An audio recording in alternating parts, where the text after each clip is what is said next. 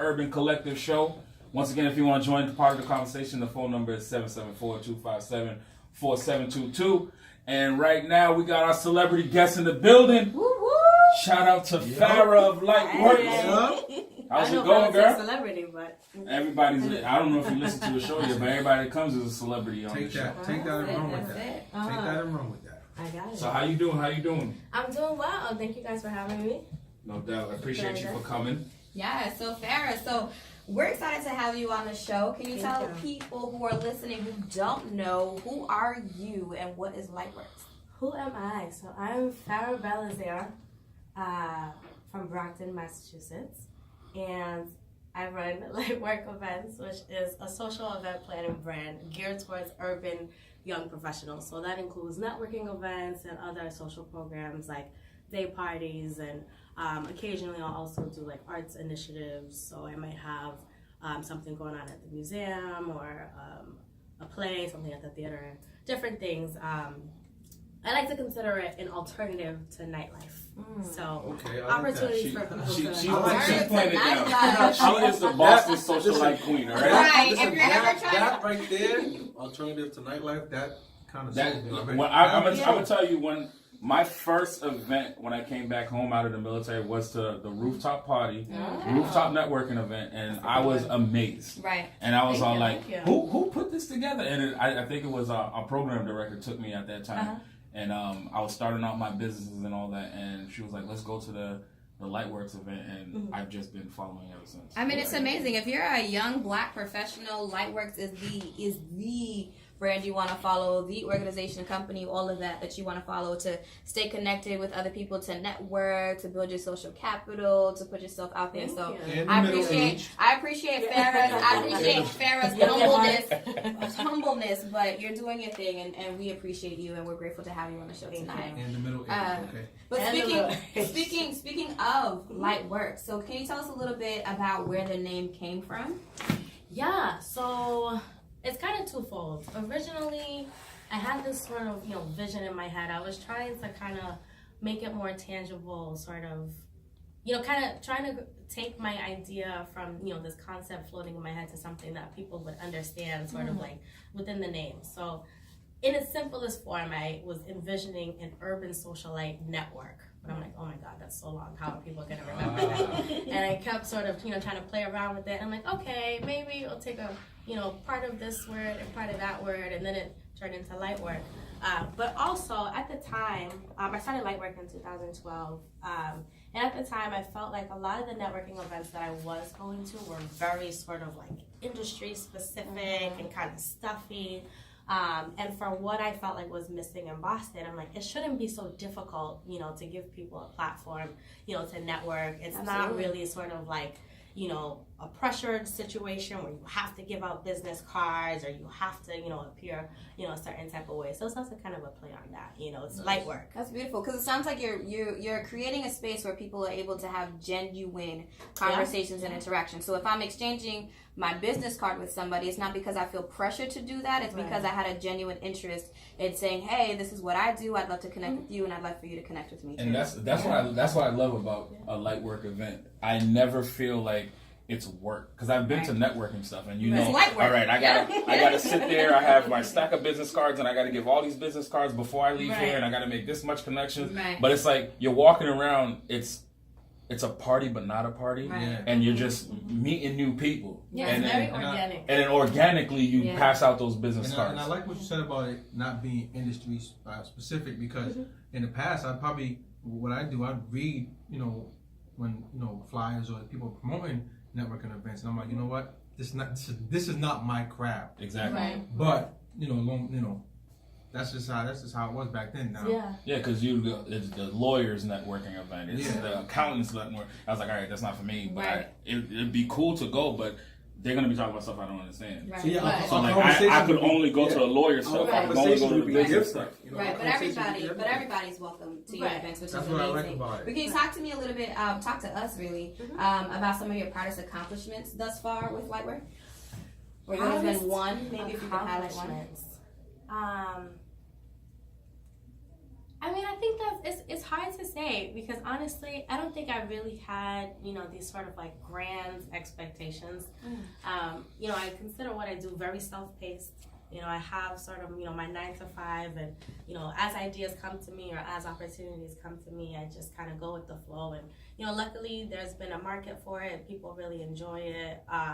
I guess I will say, if I had to describe it maybe more generally, I think I've gotten to a place now where the brand is really respected both by the people who are coming to the events, but also the different venues and establishments that I'm working with. So oftentimes now, people will ask me like, oh my God, this is such a dope venue. How did you find out about this? And I'm like, they emailed me. I wasn't even, amazing. Amazing. But, Boss Lady 101. Amazing. Yeah, as people are, hearing about the brand and with you. they're trying to diversify their crowds. They're like, here's a nice looking group of people. Let me see if they, want to come in and join us. Because it's definitely they're definitely onto something by using you as their introduction. The introduction for those in the urban community and those who are of color to be in the space and to check out new spaces for social events altogether. Like Kingston Bar and Grill, I think, is one that you've helped to put on the map as well. So yeah, I was just actually reflecting with somebody about that. They were like, I feel like the first time I went to KGB was at your event, and I'm like, yeah, it was literally the first day of the year, 2017.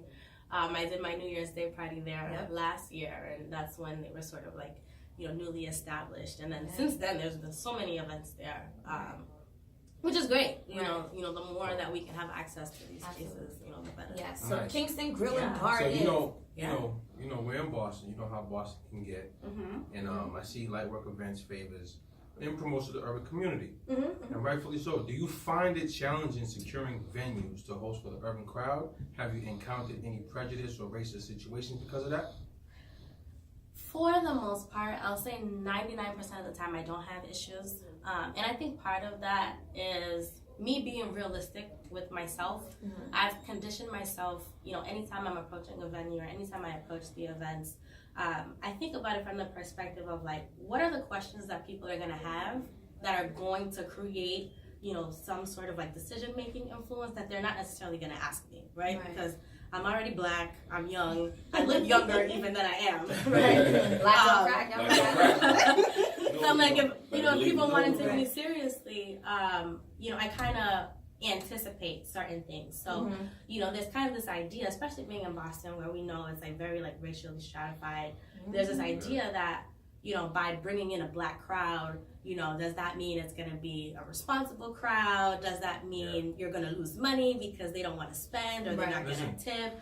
So I've learned to I go into, any situation already saying like, listen, this is how much money is going to be generated.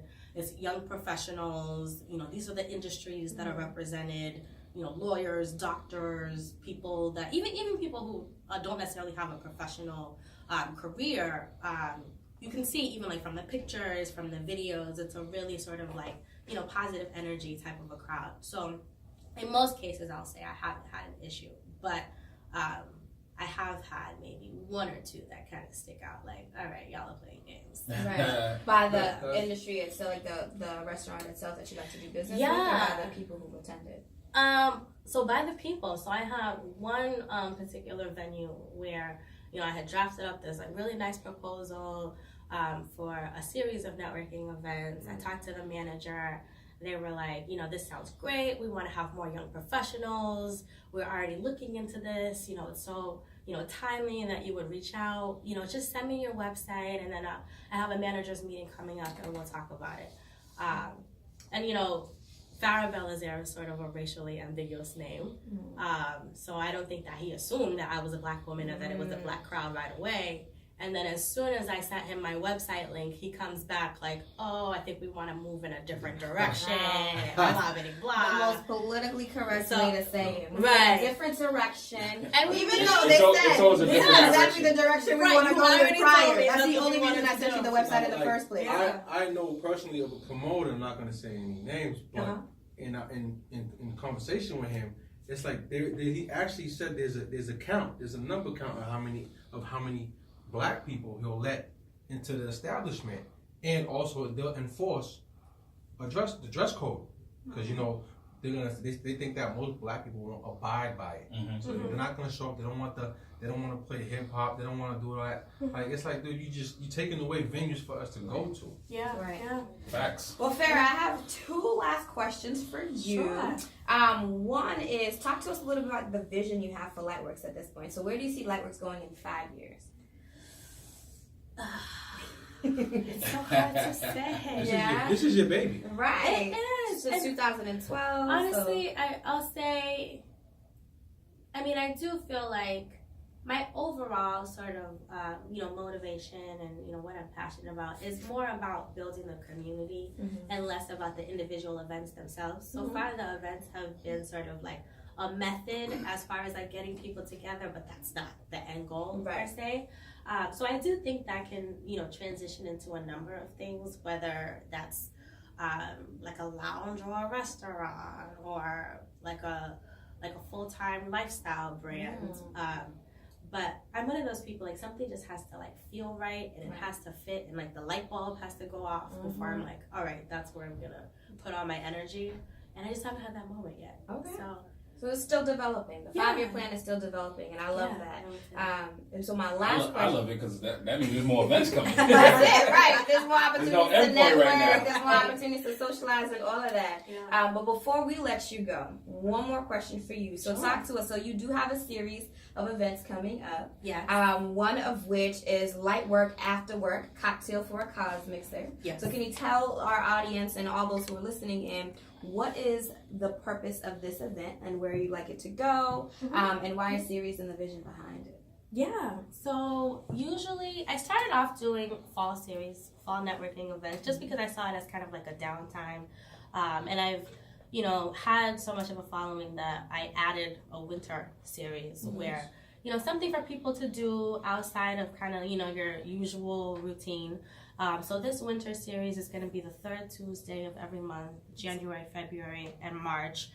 This time, the spin is that, as you mentioned, is Cocktails for a Cause. So, capitalizing on the fact that as, young professionals, we're not just, kind of getting together just, for the sake of socializing, but here's an opportunity to also give back to the community that we're involved in. So each month, there will be like a different cause associated with it. This January, the cause is coats and cocktails. So we're collecting coats and then we're going to donate them to St. Francis House. And really with the events, it's more social networking. So it's very sort of like low-key, informal, just an opportunity for people to connect. Oftentimes, I always say there's kind of 3 things that people are usually looking for when they come to the events. And I try to be mindful of that. It's either people that are from Boston but looking to maybe expand their network or, get out of like a usual sort of like nightlife or, other routines. People that are new to Boston and are looking for, what's my base? Who do I hang out with outside of work? And to be honest, just the demographic and the, where we are in life, there's also people that are looking to make romantic connections. If you want to meet a guy or meet a girl, but not, while the music is blazing at the club with the turn whatever. Yeah, so people, and I'm honest with myself about, the fact that people come to the events for that. So regardless of what you're looking for, I think there are a lot of social opportunities, and that's what I try to create. So real quick, where can everybody find you on via social media and all that other stuff? Yeah, so I'm on every social platform: Facebook, Instagram, Twitter, LinkedIn, and I have my website. It's all LiteWork Events, LiteWork Events on either one of those platforms. That's dope. Well, thank you, Farrah. Y'all heard it from her first. I definitely want to say thank you for having them on Tuesdays, because now my weekdays ain't going to be boring. I'm going to be there. So awesome. this is part of the show where we do Celebrity Boss of the Week. And funny thing is, you were supposed to be Celebrity Boss of the Week for us on the first show.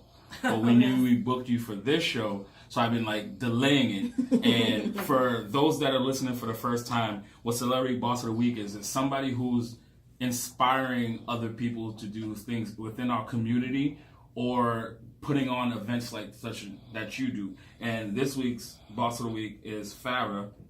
for the work that she's doing in the urban community, giving young professionals a place to come together, network, and uplift one another in ventures, business, and in education. That's it. And if you read your resume, it says Celebrity Boss of the Week. Be you alum, aka you're part of the AKAs, and you do a lot of voluntary work with them. And you're the director of the Boston Black Student Network and nonprofit. And you've been doing this again since 2011. You found your passion for event planning and all that good stuff. And I've been home for 5 years now, and I've been to countless of your events. And I know firsthand that it's a safe space for us to go where you don't feel pressured to do a lot of things. And your volunteer work and what you do through LiteWorks is why I want to give you Celebrity Boss of the Week. Well, thank you. And, you get the... Uh-oh. We had a water bottle spill. A water bottle. Casual. So this is a one-on-one t-shirt. We don't sell these on our merch because it's we only want custom. our Boss of the Weeks to have these special t-shirts. And this is for Exclusive. you. And I appreciate what you do within the city. Thank you. It's my And pleasure. continue to do it, and we will definitely support you along the way because we need people like Farrah in our community. That's it. So Thank Black you. Excellence 101, Black Girl Magic. I appreciate you, And Farrah. Thank you. guys All for that. the Hashtag platform. Black Girl Magic, hashtag Black Excellence, That's hashtag, all of hashtag it, Christian, honestly, hashtag everything. Melanin off leak, everything. Yes. But we're going to let you guys go to another DJ mini mix with the world famous DJ Smooth.